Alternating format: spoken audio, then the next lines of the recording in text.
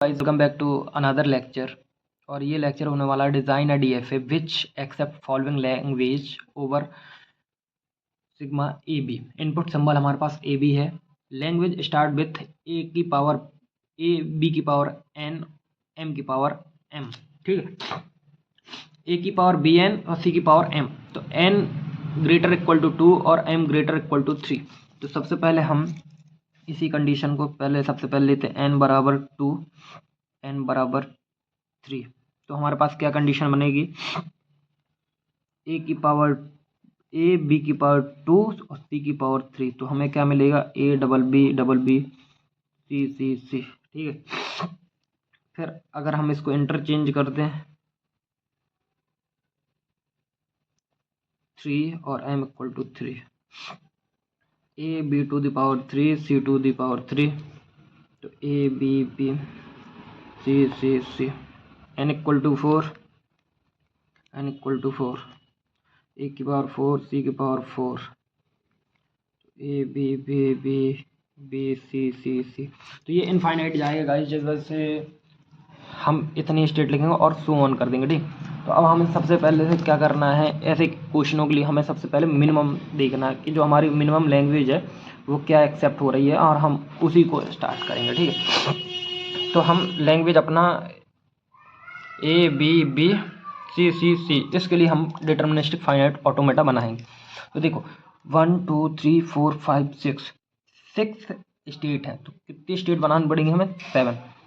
ठीक है, Q not एक स्टेट, यहाँ से ध्यान रखिएगा स्टार्ट विथ का क्वेश्चन है, ये लिखा हुआ है स्टार्ट विथ दिस लैंग्वेज। ठीक है, तो ए Q1 बी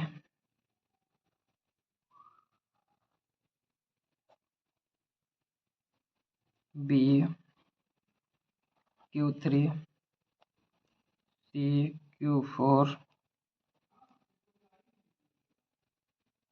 Q5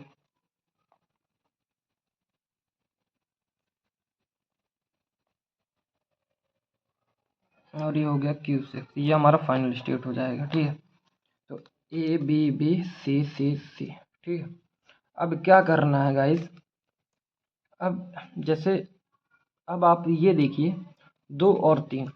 तो हमें सबसे पहले क्या करना है, अब हमें ये देखना कि जो हमारा दो बी है और जो सी है। ठीक, तो उसके बाद हमें लूप लगाने पड़ेंगे। तो सॉरी गाइस, क्वेश्चन में थोड़ा सा मिस्टेक था, जिस वजह से हमें थोड़ा सा प्रॉब्लम हुआ। यहाँ ए टू दी पावर एम है, तो करेक्ट कर लेते हैं हम ए टू दी पावर एम।